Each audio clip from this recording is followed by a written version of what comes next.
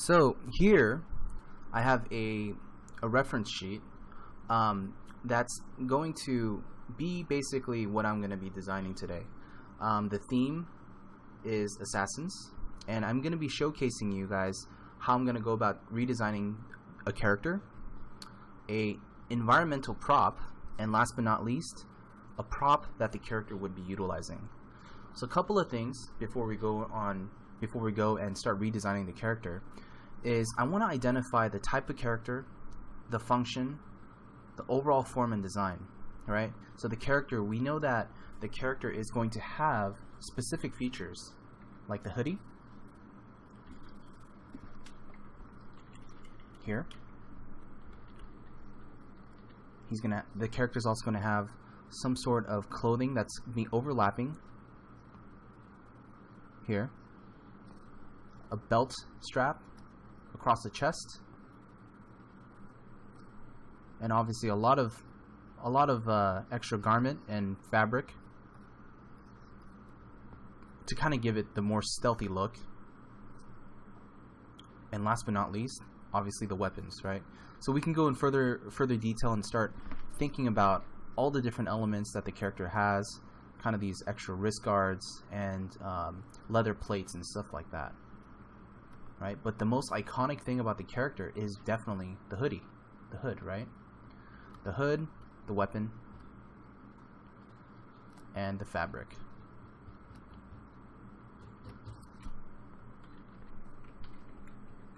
My spelling is super sloppy today. I do apologize, guys.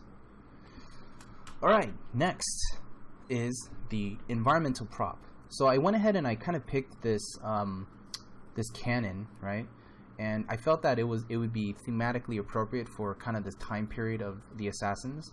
And if we look at the type of item that this is obviously a weapon, right? It's got the cannon and whatnot. Here's the projectile, and the overall functionality is used, for offensive reasons. And the overall form and design, we notice that there is a cylinder here for the actual cannon. We got two circular elements here.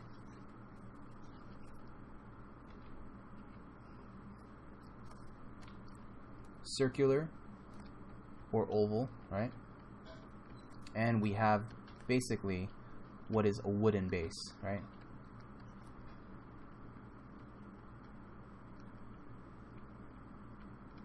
Now, all of this is very, very crucial to understand all of the shape components, because when we redesign, we want to be mindful of these elements so that when we translate our designs, we're able to understand what it is that we're manipulating and changing up. Alright, so the last but not least, we have the weapon, right? So this is a character prop, and obviously we know the type, it's a weapon. Function, overall, obviously it's for offensive and defensive use. And the form and design, if we look at it, there's a specific shape, right? We got the handle, which is more or less like a cylinder. We got kind of this cone here. We got this guard, and we got the blade, right? And the blade itself has a very unique tip. It's kind of anchored here at the tip here, and it's gonna basically come together at a very sharp point. So these are some shapes that I want to keep in mind as we're redesigning the character. So the next step, you guys might be wondering, well, how do we make it cool? How do we make it into our own design, right? Now, I don't want to just go and start just drawing random stuff, because that would be basically, one, I'm just kind of guessing my way, and I don't want to just like come up with some random, sketches without having a plan or an idea in mind. I want to start thinking about what could I bring to this design to make it unique. What would be a cool inspiration, or what would be a cool idea that I can infuse? So I decided to go with dinosaurs. Now, the reason why I chose dinosaurs is just because, one, I just think it's freaking cool, right? I mean, who doesn't love prehistoric animals, right? A kid growing up, I was a huge fan of the Jurassic Park franchise, and I love dinosaurs because, one, they don't exist, and two, they just look badass, right? But when we really look at dinosaurs and we really think about what's really cool about them, I just like that they're just huge predatorial animals, that they are basically a killing machine, right? They have huge jaws, sharp teeth, and there's just something really scary about them. And I just love the forms that we can imagine just from looking at the skeleton. But when we look at dinosaurs, or we look at your source of inspiration, there's a couple of things I want you to keep in mind. The first thing is the silhouette, right? So let me pull this bit of reference here. And we have this as our element. And the reason why I mentioned silhouette is because that's the very thing that our eye is actually going to understand and wrap around the form. So the first thing that I want you guys to think about when you're looking at your inspirational source, whether it's a plant, a weapon, whether it's some sort of architectural thing, whether it's a car or an animal, I want you to look at it as in terms of a silhouette first. So I'm going to make a silhouette. By making this into a silhouette, our eyes immediately know that this is a T-Rex, that this is a fossilized dinosaur, right? And we understand basically what it is. You know, you show this to someone who's not a non-artist, they're most likely going to guess what this is, right? The second most appealing thing about this silhouette is really actually the teeth, right? The teeth have such a strong visual presence because without the teeth, we wouldn't understand that this is a predatorial animal, right? If I took away the teeth and I did something like this,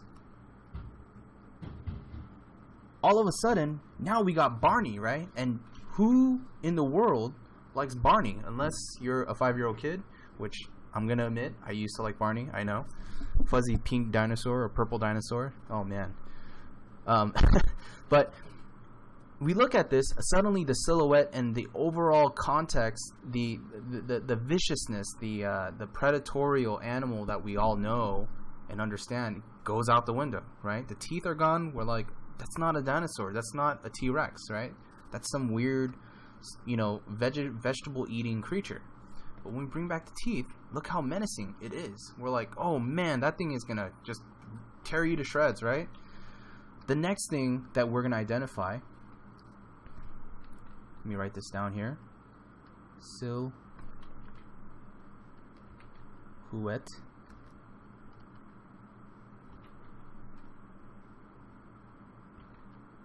My spelling is fantastic today.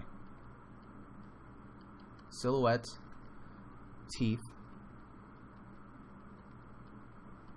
and last but not least, what would be the third thing that we can identify with? The third thing here is really just the exoskeletal feel. And if we look at all of these shapes, this is what gives us the perception that we're looking at a skeleton. Exoskeletal.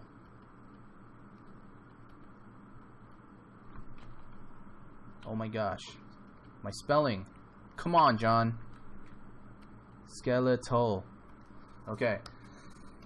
I gotta go back to English school. This is getting bad.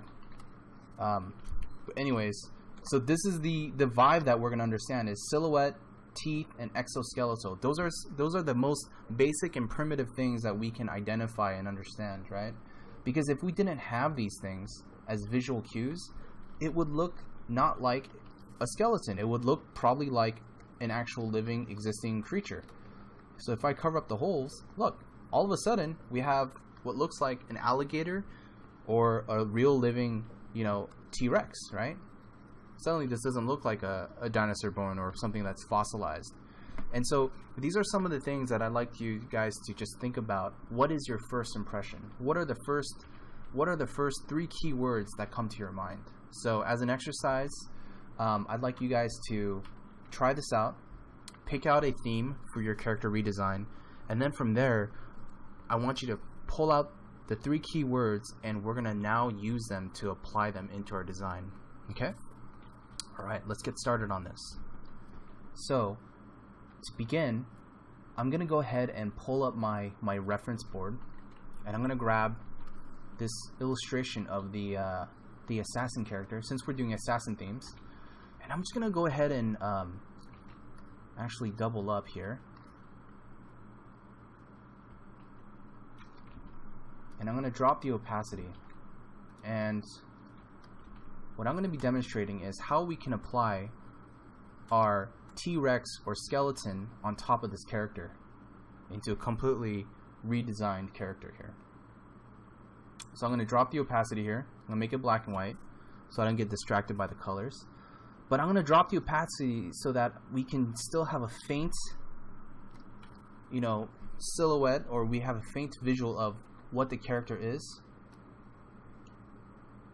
but not enough to influence our decision making in the overall design here. And the first thing I'm going to do is I'm going to bring back the silhouette, or bring back the reference here. And the first thing that I'm going to apply is actually going to be the silhouette. So I'm going to go ahead and make this dinosaur skull a silhouette. Desaturate. I'm going to just kind of darken it down using levels. That way I can control the areas of light and dark here. The reason why I use levels instead is so that I can still retain some of the smaller, sharper details, like these little tiny holes here. And then from here, I'm actually going to go ahead and apply that onto my design, right? And here's the thing, guys. When it comes to redesigning, we can be as very obvious and blunt by saying, well, our design, our form language here is T-Rex, and I'm gonna give this guy literally a T-Rex head, right? Now, this isn't wrong, because all design is subjective when it comes to visual aesthetics.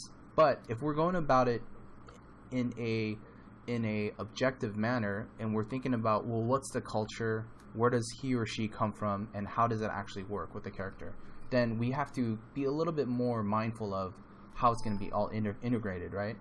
But if we do this and we just give it, well, it's going to be a dinosaur looking assassin guy, and we're literally just going to give him some dinosaur head, and he or she has a dinosaur mask, and that dinosaur mask is hooded with a mouth, right? It's like chilling right here. This ugly representation, right? And we're done. We're gonna give it dinosaur claws, and we have now what we call a dinosaur inspired assassin. No, I don't want you to do this. This is completely bogus.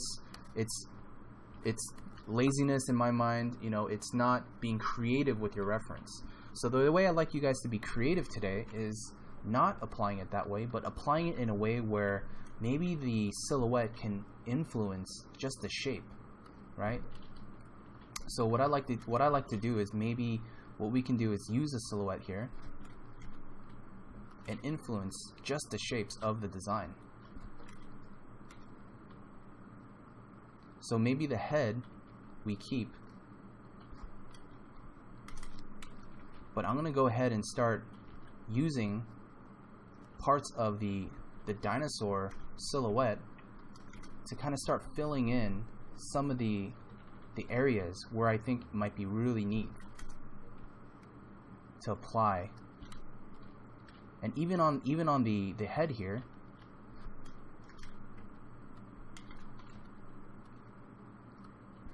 you know, what if we had something like this? What if I literally use the silhouette of this dinosaur to come up with a really interesting shape orientation on the top for the hoodie, right? So this guy is going to look all angular and sharp looking just because of the amount of stuff that we're giving this character, right? There's a lot of interesting textures and stuff like that. And I can go ahead and fill this in.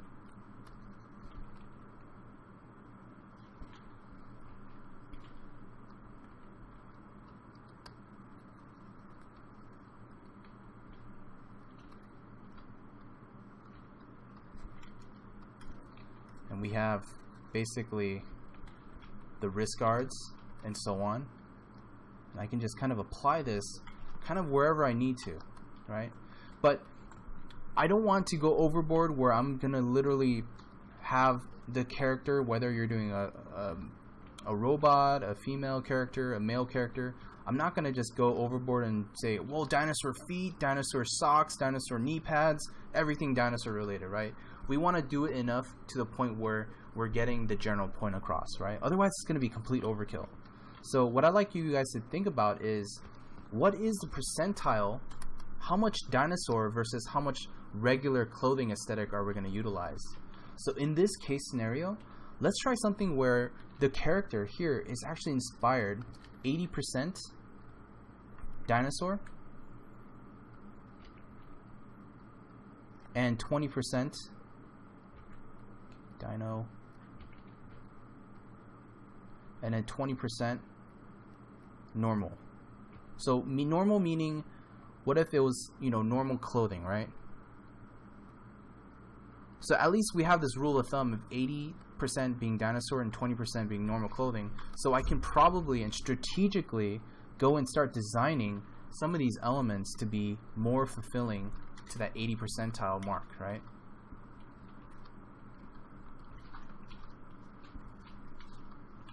So I'm just going to go ahead and stack these silhouettes here. And literally the silhouettes, they're only going to serve as shapes, nothing more. Because there's no information in the silhouette, right? It's just a shape.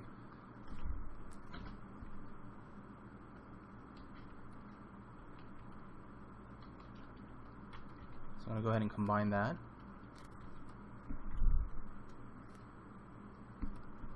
Okay. Now that we have that, notice how that covers majority of the body, right? That I would say this is roughly more or less 80% of the actual body here. And now what I'm going to do is, since I have this on a separate layer, I'm going to go ahead and drop the opacity just so I can see. So it's not too overbearing for me to kind of be able to kind of draw on top without getting too distracted. And for this drawing exercise, I'm actually just using a simple flat brush here. And what it was is I just got a hard brush and I just flattened it. So this is a normal brush here. So typically it was just a hard brush with no shape dynamics here.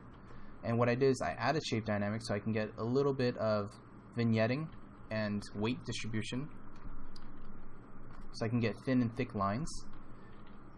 And just to add to it, I'm going to add transfer here, which is going to give me the nice opacity look.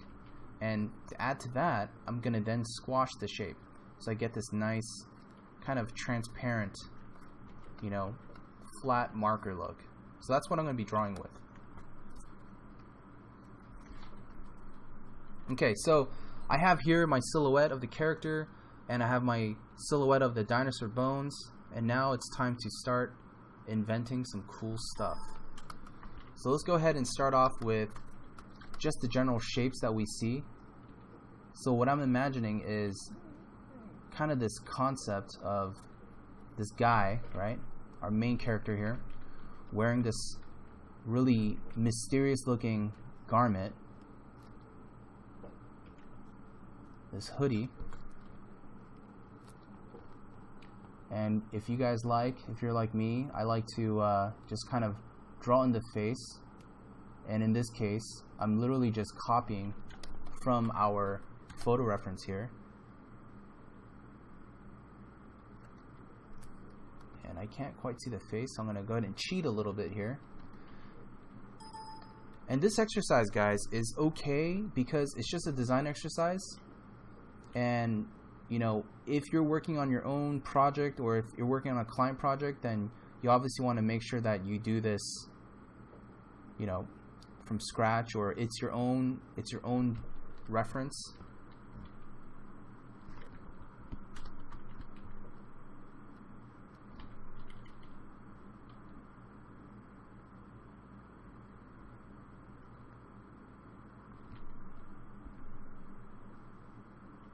Okay, we got the face here, the general facial feature.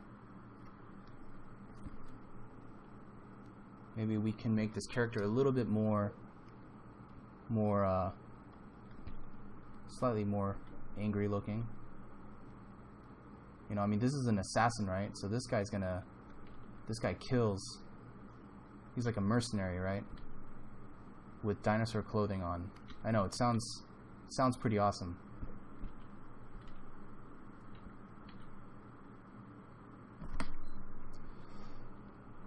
Okay, so as I draw in the features of the face,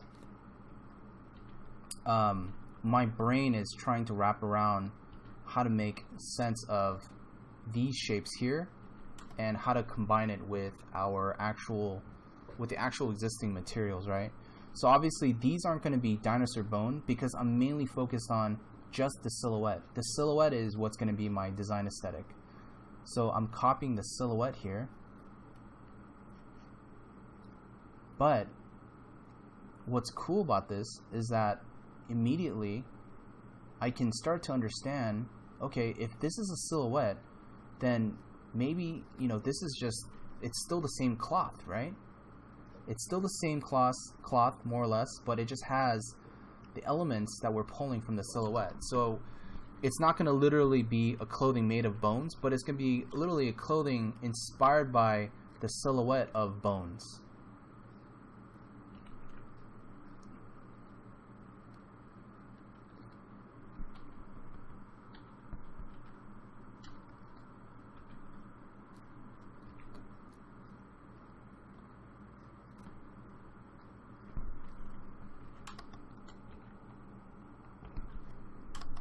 I'm going to pull back here just a little bit. And for those of you that want to try this assignment in painting form, you may do so, but I'm mainly just drawing it because I want to focus mainly on the design aspect of it and not get too caught up in the illustration just yet. You know, it's all, for me, it's all in just the design, right?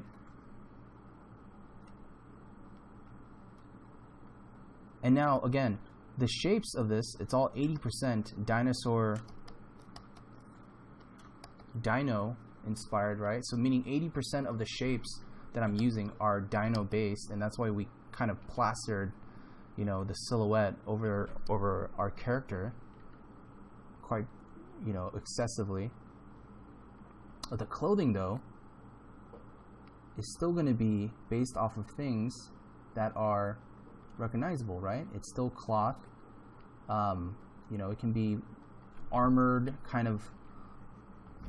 type of you know, leather that the character has,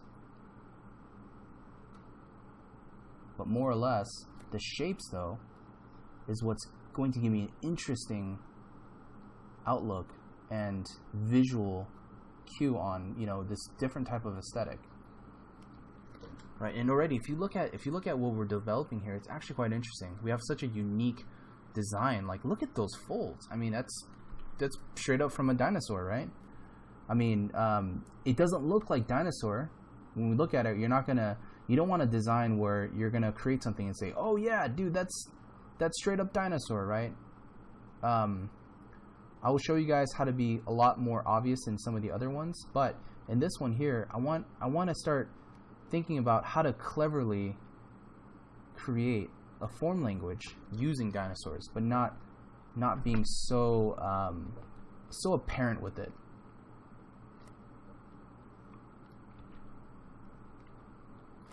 And I like kind of these little flares here.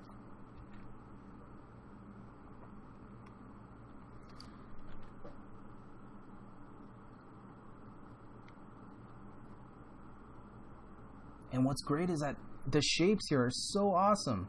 These are shapes that I would never have come up with, guys. I mean, it's so weird. I feel like I'm cheating because I'm kind of in amazement of my own, you know, happy accident. I'm like, whoa, I wouldn't have came up with these shapes. These are so unique, you know? It's unique to me because it's something that I wasn't expecting or I wasn't planning, you know? And And this process of creating your own form language has been so useful and so helpful in the creative development of a lot of things. You know, maybe just for kicks, maybe if we want to change the outlook of the character, maybe the character itself has a mask or something, you know, just to make it look more assassin-like. And maybe the character's mask, maybe this is the only thing that actually has bones on it. Or maybe it has bones up here. You know, who knows?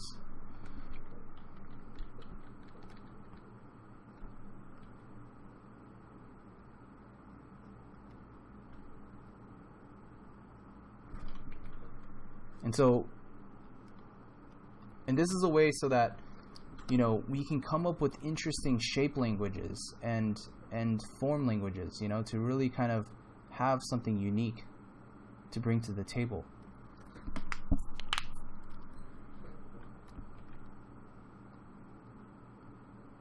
So if you guys are following along, you know, I'd like you guys to start or think about something a little bit more simple to design, and it can be a simple object. If you guys want to try dinosaurs, I highly encourage it, mainly because, you know, you have this video tutorial to kind of gauge whether or not it's heading in the right direction, but also you know, you can try to see if what you put together, whether you're designing a character or a vehicle, try using the same silhouettes that I'm using here, and see what you come up with, you know? And that's going to be the fun part.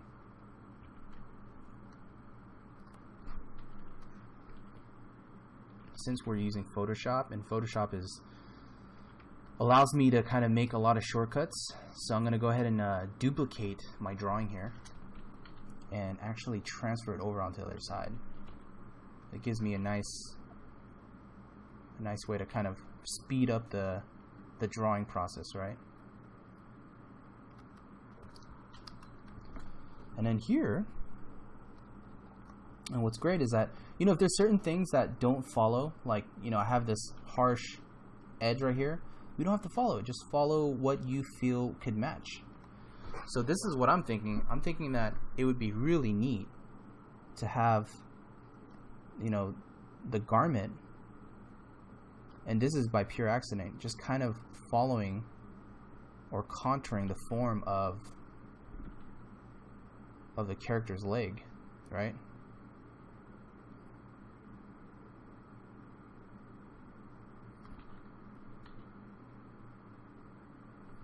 And I'm even thinking maybe the teeth here is something that wraps around the character.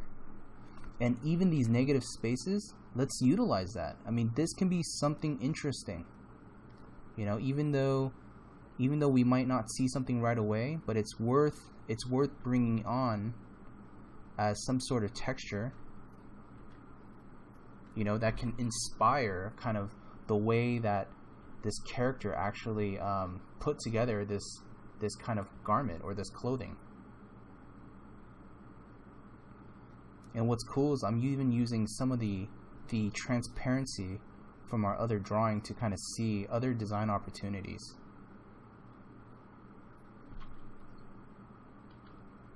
If this is going a little quick for you guys, I highly recommend, you know, take a break. You know, try not to feel obligated to watch through the entire thing before doing your own. Feel free to take a break or pause, and try to apply this and take things incrementally. I know this is, for some of you, this might be a repeat, but for those of you who are seeing this and understanding this for the first time, I highly recommend just, you know, taking a break to kind of digest and really understand this information. Okay, because this stuff can be very tricky and it can get really complex really quickly.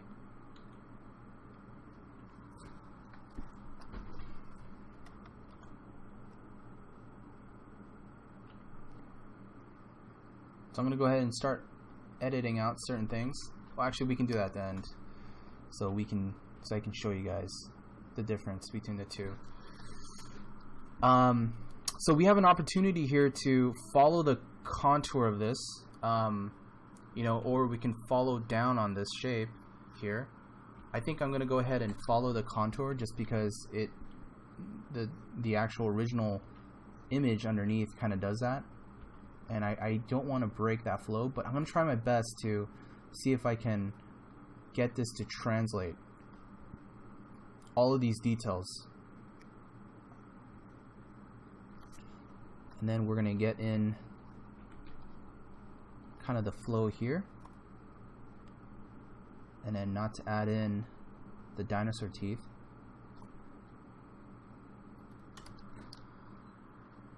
And then so on. Now we're going to add in just kind of the legs and stuff.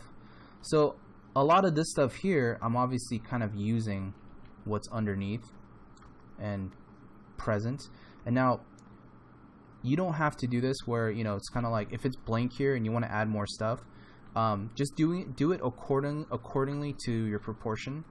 I left this area blank in terms of, you know, not affecting the form language, but if I wanted to create my own design of boots or shoes or pants, you know, feel free to do so, but I'm just going to make it so that it doesn't really follow the shape language. It's just going to be just something that's independent. So for me, I'm probably going to use, or probably going to make something that's more a little bit different from this type of clothing aesthetic, which is like this really traditional mid-century kind of boots.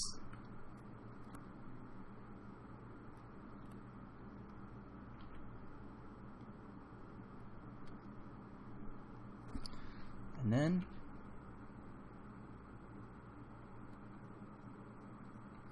we got the shoes here. All right, now let's start working our way into the arms. We're getting pretty close here, guys. And it's crazy how, you know, just spending a little over 20-30 minutes, you know, how much of a change and result I'm getting here.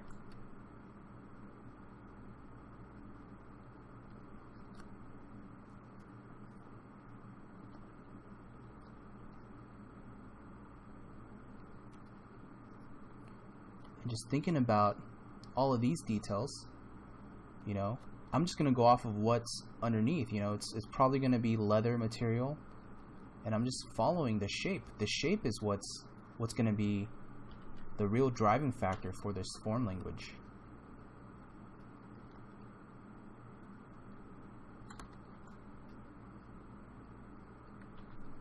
Got the character's hand here.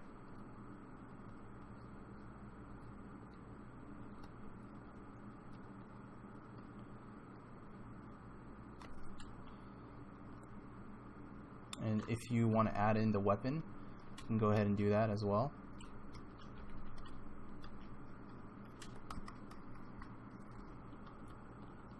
Add in the other side of the same kind of clothing here. And just to kind of accentuate that this is, you know, this leather, I'm just going to go ahead and add just little creases and stuff there. That's going to help explain that. Now for this kind of exercise, guys, what's great is typically I like to do several iterations, and whether it's for yourself or a design client, these are all really great explorations to kind of showcase and to really kind of, you know, show variation of design to your clients.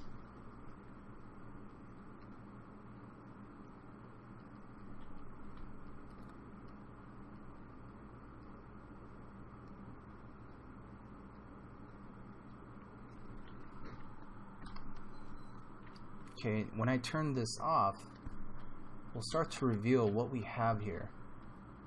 So here, now we see our actual drawing. We can start to make the comparison from the original and see the core differences between what we had originally and what it is that we came up with based on based on our new design here. Obviously there's a couple of things that I'm gonna adjust. You know, the leg here, a little crooked looking in my opinion.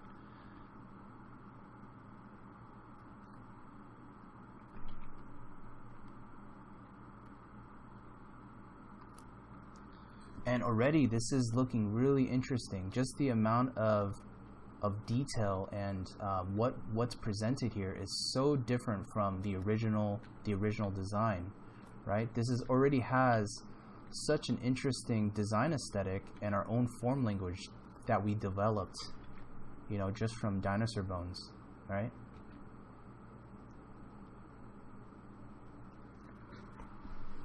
And so what I'm doing here is I'm just cleaning up some areas that I think don't need too much of this repetitive pattern and shape. And the reason I'm doing that is because some areas are better to have simple, you know, to keep it more simple and breathing, and to give it that breathing room.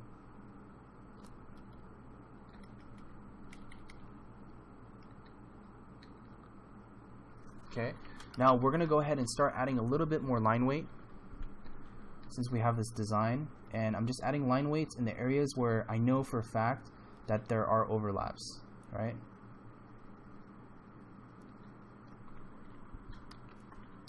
Just gonna add line weights just around the collar here,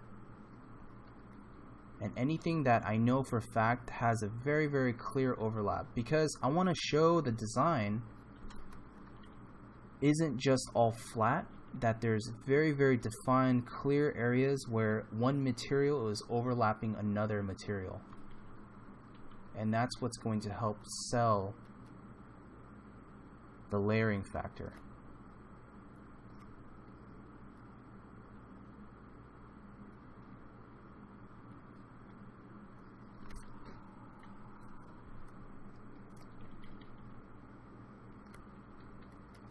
So whether you guys are doing this digitally or traditionally, it's the same rules that apply with line weight. I typically like to draw a lot lighter, you know. It's different for everyone, but it's, for me, that's kind of the way I feel comfortable drawing lighter, just so that if I mess up, I can hide it better by overlapping or punching out the lines around it.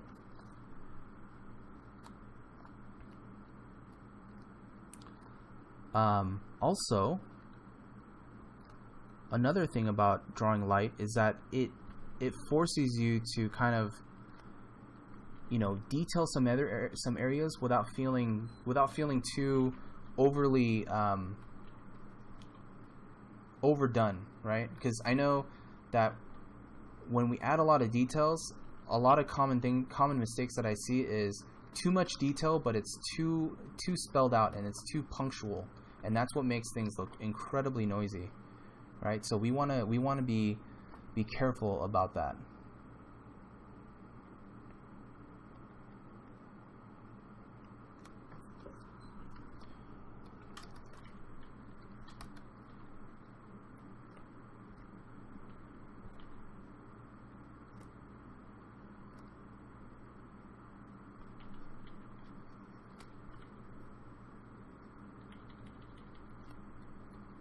So I'm just darkening some areas here, and even the cloth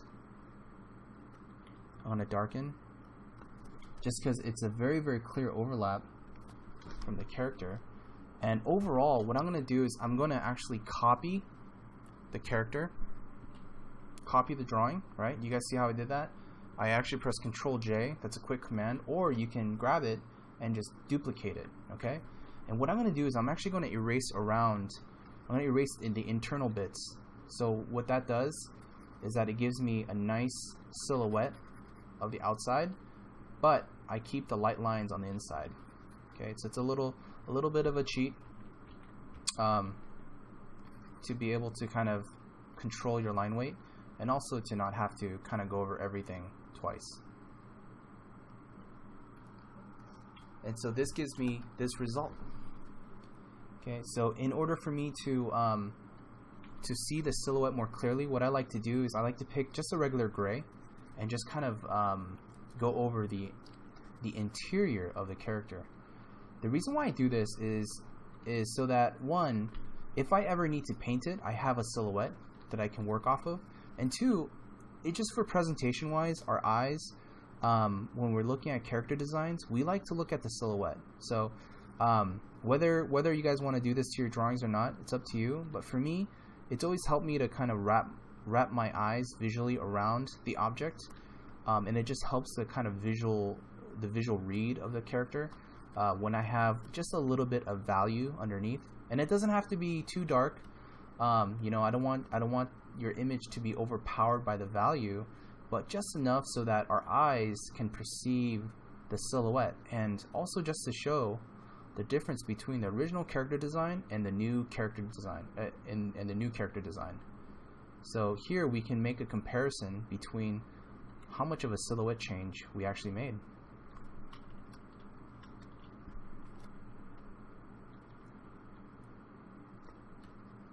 So I'm going to go ahead and just finish off the top of the head.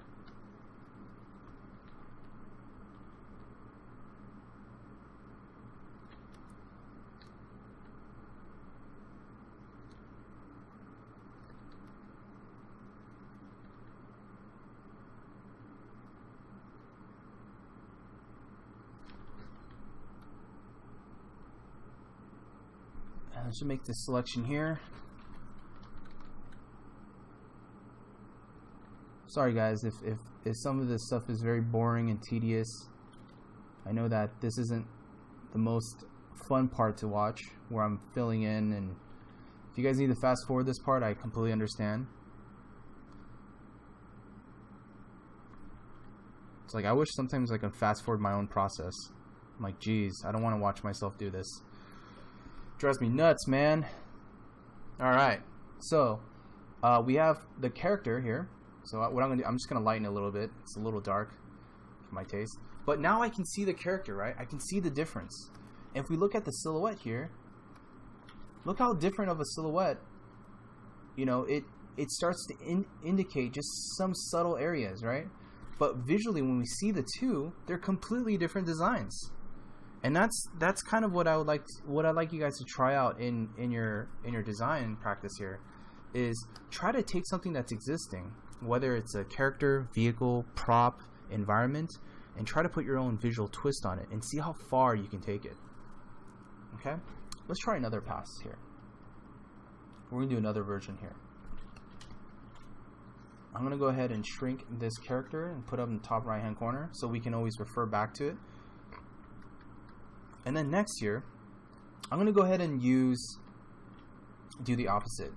This time, the character is actually going to be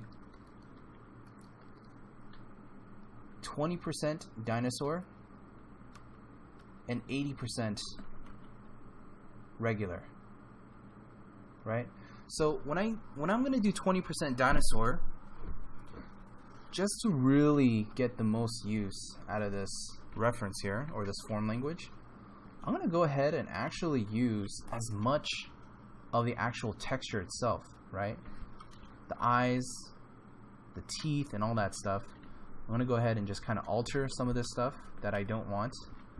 And that's what's great about, you know, using this dinosaur as your own texture, is that I can start to kind of come up with really creative ways to implement dinosaur-like design languages, you know, whether it's a costume design, whether it's a detail, or whether it's literally just, you know, the character took parts of a dinosaur to kind of, you know, form fit it onto the actual costume.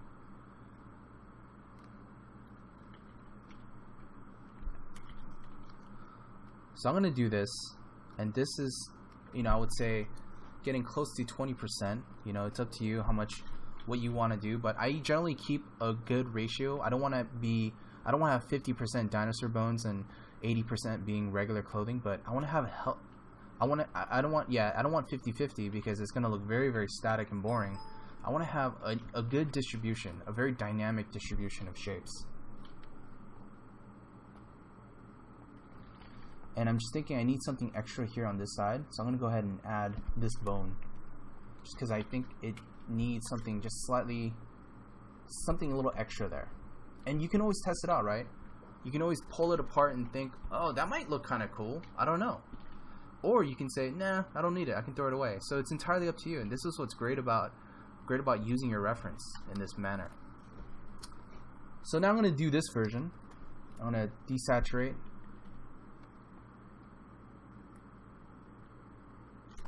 And I'm going to darken, lighten down just a little bit. And then I'm going to start drawing on top of this. Okay? And what's great about this is that, yeah, you know, I have the character underneath. You know, it's kind of brainless in the first couple stages. But if you have your own design, you have your own pre-done, you know, theme in mind, it's safe to say, well, if you want to create variations, you can use the existing design here.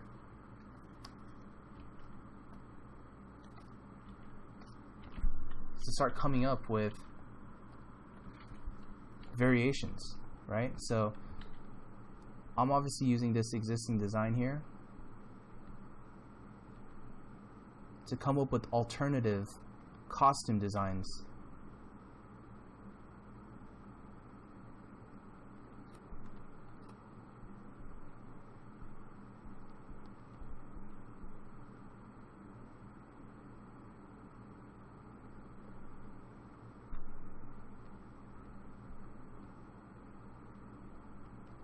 And this is all a part of the design process, right?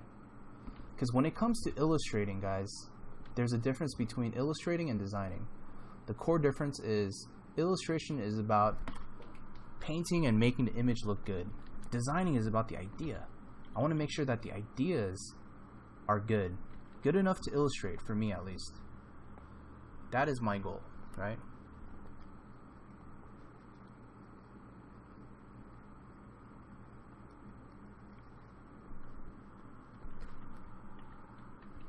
Character is looking a little cross-eyed, and it's sad because I'm actually tracing an image, which means that I really must suck at drawing characters, or I must suck at tracing. And I'm gonna go with I suck at drawing characters, because if I didn't have this, I probably wouldn't know that I'm doing bad.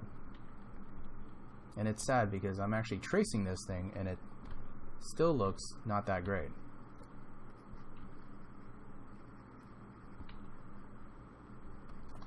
But I'm not going to try to beat myself up too much on that. I know I'm probably not the most proficient character designer.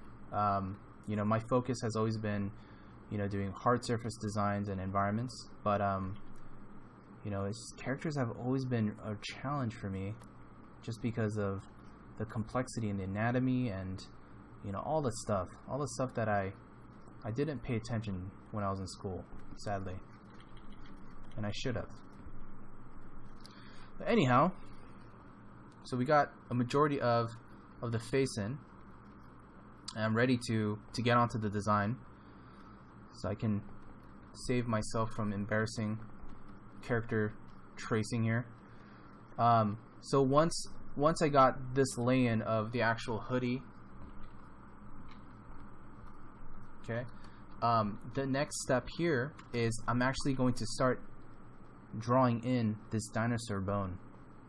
And as I'm drawing in this dinosaur bone, I'm literally copying the forms and the textures and all the elements. Now, the point at which we're going to implement this into our design is, how is this dinosaur skeleton actually sitting on this guy's shoulder, right? Now, could we say, well, it's a strap? Possibly. We can say it's a strap that wraps around the shoulder or the arm.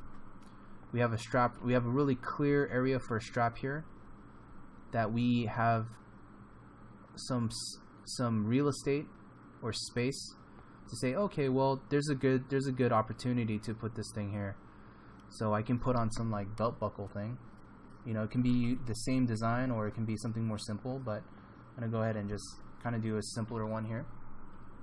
Also, you know, I have kind of the shoulder piece, and I'm going to indicate that and draw that in.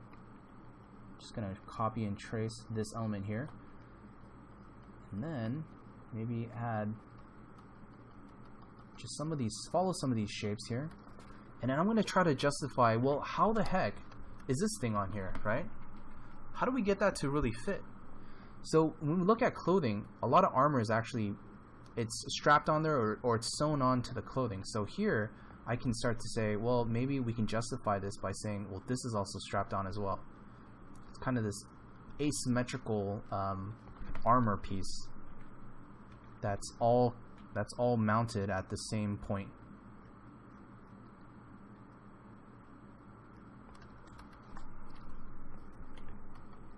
And then the clothing underneath, I'm going to follow the same straps. And here I'm going to say, well, maybe the straps here kind of follow down. And I'm just using the bone as my inspiration to see what else I can introduce. And I'm just trying to find rhyme and reason to see what I can do to kind of really fuse the two together, right?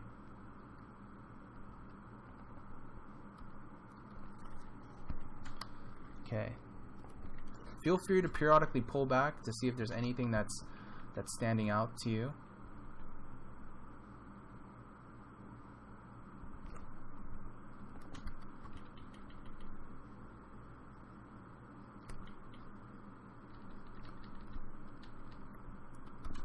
Okay, and then we're going to continue on with this dinosaur bone here. And we got to start thinking about, okay, well, culturally, this guy probably goes and kills mid-sized looking Tyrannosaurus Rex, right? Because the size of this dinosaur skull isn't obviously accurate to the character. So what we can say is that this guy is a type that goes around and he prides himself of killing these dinosaurs, and he literally wears it like armor. And he's basically saying, look at me, I'm a badass, I will mess your shit up, right? Don't mess with me. Not only do I assassinate people like you, but I kill dinosaurs for a living, buddy. You know, so that's what's making this guy badass, and no one is gonna F with this guy, right? Total complete badass. So that's gonna be my logic here, and our rhyme and reason for why he wears dinosaurs as a form of styling. Okay, so we have a really great opportunity here as well. Maybe the way that this portion is wrapped around is actually this cloth. So I'm using the inspiration, the actual reference of our underlay here, of this Assassin's Creed underlay, to kind of really justify how the cloth here can actually wrap around. So be sure to use reference, guys. Be sure to use reference for your theme. Again, if you guys have your own design already planned out, you know, but that's fine. But, you know, I want you guys to feel that if you're stuck on anything, always have some sort of reference to kind of help aid and visually guide you to the next step.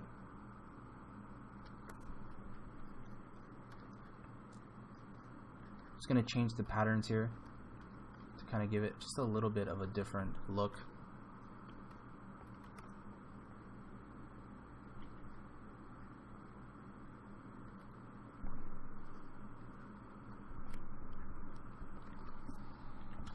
Alright, so we got the arms here. We got some extra armor here, and I'm going to add some a little bit more just to kind of switch it up just a tad bit.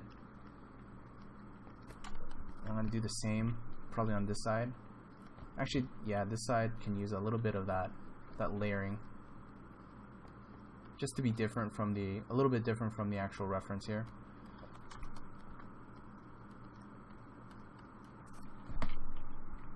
Okay, now I'm gonna do the actual the pattern here. Now look how crazy this looks. This is actually quite a bit of information. We probably won't be able to judge what to keep in versus what to take out, but what I'm gonna do is I'm gonna copy a good majority of this and transfer it onto the actual design as much as I can, and then once we turn off the layer, we'll then be able to see what we need to simplify. And when I'm thinking about simplifying, guys, I'm literally thinking about, okay, well, what is too much detail? And too much detail can be, you know, things that's not really helping the readability, right? When you guys have way too much detail, it literally means that you have way too much stuff on there, and it's not helping the legibility of your design, right? And sometimes you need things to be very simple and clear in order for the viewer and the audience to understand what they are looking at. Otherwise, it's going to be kind of this guessing game of, you know, of just high amounts of detail, and it literally can be work against you, and it can work against your design and your overall form building.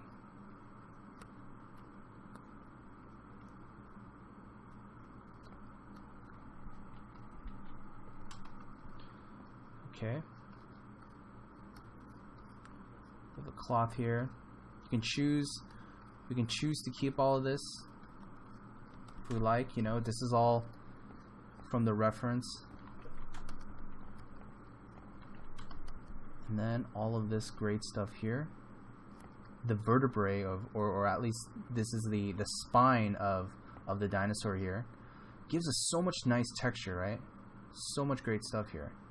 And sometimes it's to the point where I just feel like I don't know what I'm doing. I'm like stumbling, right? I'm just kind of drawing in these lines that I'm wondering, like, what in the world is all this detail? It just looks like overlapping stuff. But I know I'll have a better idea as soon as I turn off the layer what to make sense of and what to punctuate. But for now, I'm just going to try to follow my instinct.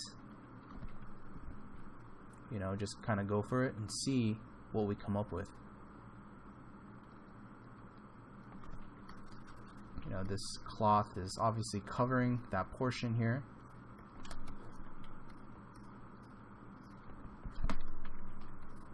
If you guys have issues with line weight too, I know I always do, or just kind of drawing in general, try to just do a couple finesse lines. You know, obviously in Photoshop it's a cheat to kind of use shift click. You can do straight lines, but try to practice just doing really flowy calligraphic lines. This will help you to kind of get into the rhythm of having a little bit more finesse in your drawing. I know it's funny, right? It's like, what the hell, drawing in Photoshop? It's like, why not just draw traditionally? And the thing is, you know, I would prefer drawing traditionally, but you know, sometimes when you're doing a quick sketch in Photoshop to prepare for a painting, you know, you just want to be able to kind of just get that accuracy that you're used to on paper. You know, I come from doing a lot of traditional paper drawing, and you know, the lines and the control I get sometimes it's just not as nearly as good as what I would get drawing traditionally. But to kind of get as close as I can, I'll do a little bit of line practice like this, just to kind of get as close and as accurate as I can.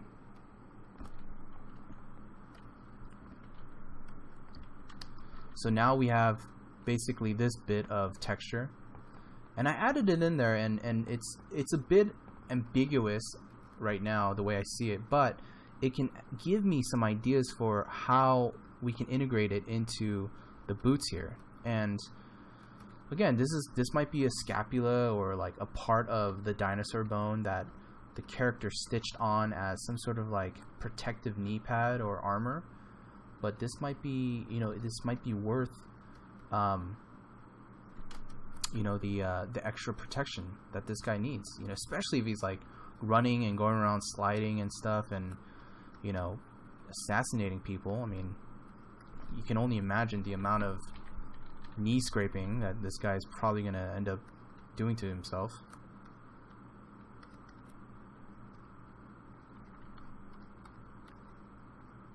Okay, don't forget to save. I've literally had instances where I've lost drawings and paintings by not saving, so try to keep a rule of thumb of periodically saving as much as I can. You know, I've always been told from my instructors, it's like, you know, if you lose something, you've already done it once, it'll be faster the second time around. It's true, but you know what? It still sucks ass to lose your work. Sorry to say, man. It still does, and I cry at night. Like, no! Why did that happen? Please. And I try finding some way of recovering it, and oh man, it's so heartbreaking. You know, sometimes I even just want to not even draw anymore. I'm like, all right, I'm done. I hate drawing for today. Let's come back and do this tomorrow. But so always remember to save. Don't be like me and get a crashed, you know, Photoshop error. All right, now for the moment of truth, we're gonna start dropping this stuff down and basically unveiling what we drew. That's what we got. So from here, I can start looking at scenarios like that's looking pretty interesting. It's a little bit over the top in terms of the amount of details, so I can start to simplify some areas just to say, okay, well, it's a lot of bone, and I just need that area of rest. And the way I'm gauging this, guys, is I have areas of complexity here, complex and simple, right? And that's something that I want you guys to just keep in mind. Areas of complexity and simplicity here is what's going to give this nice readability, right? So if you guys have areas that are too complex, it means that you need to have areas with a little bit more breathing room, just so that your eye can just take a break. You know, it's like, man, it's already so much stuff. Just take a break from all this visual madness, you know?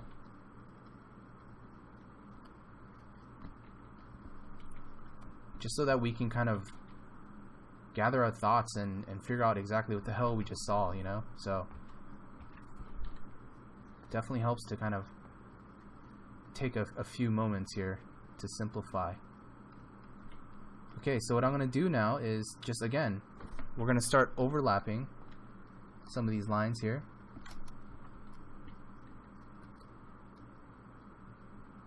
Just to help accentuate the forms. Let's redo that again. It's a little crummy. But I'm just going to overlap just some of these areas here. And I'm just going over just the areas of very clear overlaps.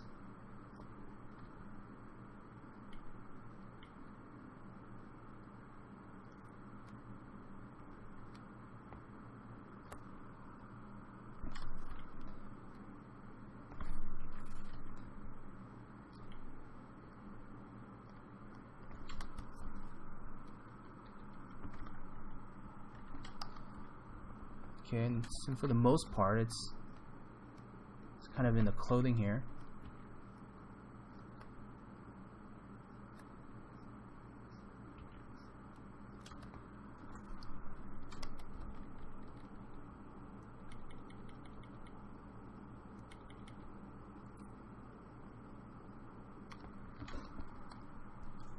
Nah, I don't think we need a shadow there.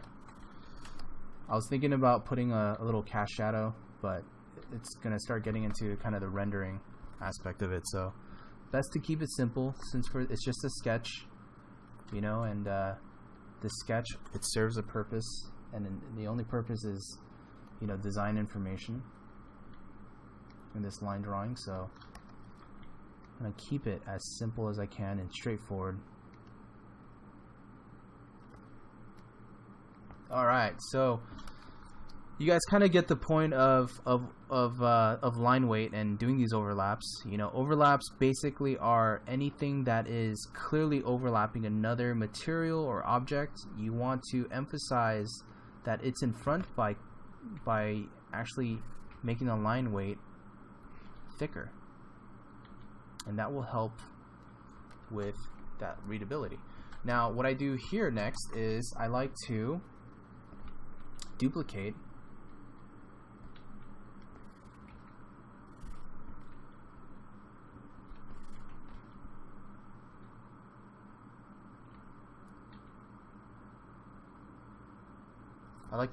my lines here, and I'm do that by duplicating here, and I'm just going to erase away what I don't need.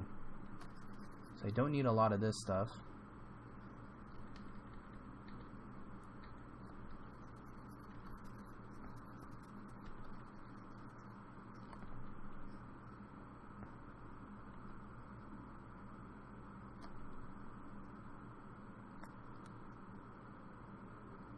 And you can see that it just kind of pumps the outer silhouette just enough. Okay, and then from here, let's go ahead and create a layer underneath, and I'm going to take a regular hard brush. I'm going to go ahead and just fill that in. Okay, sampled the other value from the other sketch, and I'm just going to go ahead and fill this in. And you guys can see how much of a difference that it makes by applying a little bit of that form language versus a lot of it, right? So it can change the design drastically. Now, what I did here is I actually used two different methods, and it wasn't just only the distribution of the form language, but it was the choice of materials. So if you want to do 80% form language and you want to make it literally a bone-like material, then you can go ahead and do that. If you want to make it a leather-like material, you may do that as well. But the most important thing that you're going to get from this exercise is how the form language of a dinosaur is going to change the design aesthetic, whether it's through silhouette, whether it's through the shape, or whether it's through the materials. So just be mindful of that, and especially when you're painting something like this up, you know, that's going to be even more clear when you show that something is clearly made up of dinosaur bones versus, you know, it's inspired by a dinosaur-like form.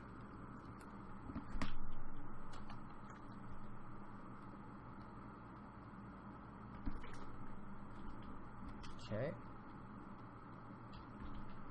Alright guys, well that concludes the character session.